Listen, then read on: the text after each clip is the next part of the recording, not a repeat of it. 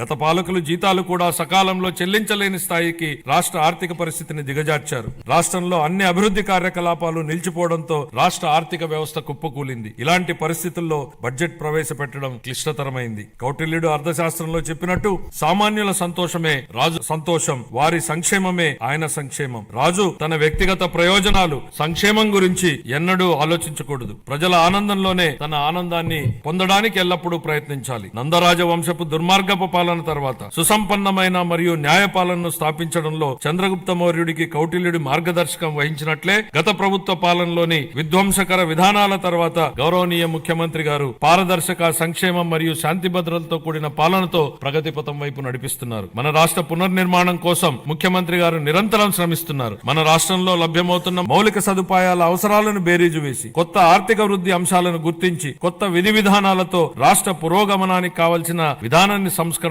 తీసుకువచ్చారు. గౌరవ ముఖ్యమంత్రి శ్రీ నారా చంద్రబాబు నాయుడు గారు మన రాష్ట్రాభివృద్ధి కోసం 1990వ దశకంలోనే విజన్ 2020 డాక్యుమెంట్ ను రూపొందించారు. అప్పటి ప్రతిపక్షాలు ఆ ఆలోచనని విమర్శించాయి. కానీ నేటి హైదరాబాద్ ను చూసినట్లయితే వారి విజన్ సాకారమైంది. ఇదే ఆయన దార్శనికతకు, సామర్థ్యానికి నిదర్శనం. మళ్లీ 2024లో మరొక గొప్ప విజన్ ను దిశానిర్దేశం చేస్తూ గౌరవ ముఖ్యమంత్రి గారు స్వర్ణాంధ్ర 2047కు శ్రీకారం చుట్టి రాష్ట్రాభివృద్ధికి మార్గనిర్దేశనం చేశారు. 15% పైగా రాష్ట్ర స్థూల దేశీయ ఉత్పత్తి వృద్ధి రేటును స్థిరంగా సాధించడం, తలసరి ఆదాయాన్ని పెంచడం, పేదరికాన్ని రూపుమాపడం ద్వారా అభివృద్ధి ఫలాలను అత్యంత అణగారిన వర్గాలకు అందించడమే దీని లక్ష్యం.